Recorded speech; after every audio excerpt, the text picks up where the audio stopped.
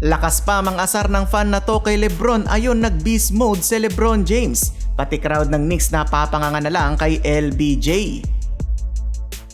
Third best team sa East na New York Knicks laban sa panglima sa West na Los Angeles Lakers. Opening quarter, Rui Hachimura with the back-to-back threes para simulan ng opensa ng LA. Buhat na buhat ni Lebron at Rui ang kanilang team, nakapagtala lang naman si King James ng 13 points, shooting 6 of 9 from the field. Sa play nga na to ay walang makapigil kay LBJ kapag inumang niya na ang kanyang braso, and 1 for King James.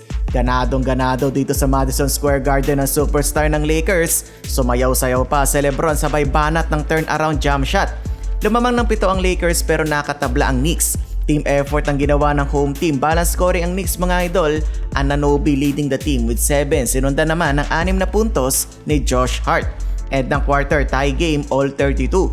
Start ng second quarter, Lebron coast to coast na naman mga idol. Nakabawi ng 3 ang Knicks. Rookie Dalton Knecht nakawala sa baseline. Pumakita ng 200 jumps, sumabay pa si Karl Anthony Towns. Lakas naman mang-asar ng fan ng Knicks. Ginaya ba naman yung pag-flex ng muscle ni LBJ? Biglang uminit beyond the arc si Dorian Finney-Smith, nakadalawang sunod na 3. Halfway through the quarter, mainit na talaga etong si Finney-Smith mga idol. Puro top of the key 3-pointer ang pinapakawalan. Patawa-tawa lang si AR-15, siya naman at si Christie ang kumana late ng second quarter.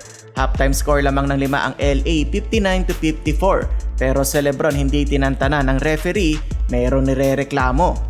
Third period mukhang on rhythm na si Reeves from downtown. Counter naman ng 3-pointer si OG, yun lang. Sa hindi inaasang pangyayari ay maininda ang star ng Knicks. Lebron binisik ang depensa ni Towns. Nangalabaw pa si Lebron and 1. Hindi naman papatalo si Kat, tinabla ang laban sa kanyang layup. Duo ni Lebron at Reeves ang dumadali sa home team. Ganda ng outside shooting ng LA, 14 3-pointers na ang kanilang naitatala. Bago mag-end ang third, naka-buzzer beater pa si Josh Hart. 2 na lang ang kanilang hinahabol going to fourth quarter. Final frame na ilista ng Lakers ang biggest lead nila this game. Solid talaga yung shooting nila beyond the arc. Ganda pa ng kick out pass ni King James to Gabe Vincent. Nakapwesto na sa kanyang favorite spot. Take over na dito si Lebron mga idol. Beast mode, monster slam dunk. Pati fan ng Knicks na papanganga na lang sa year 22 ni LBJ.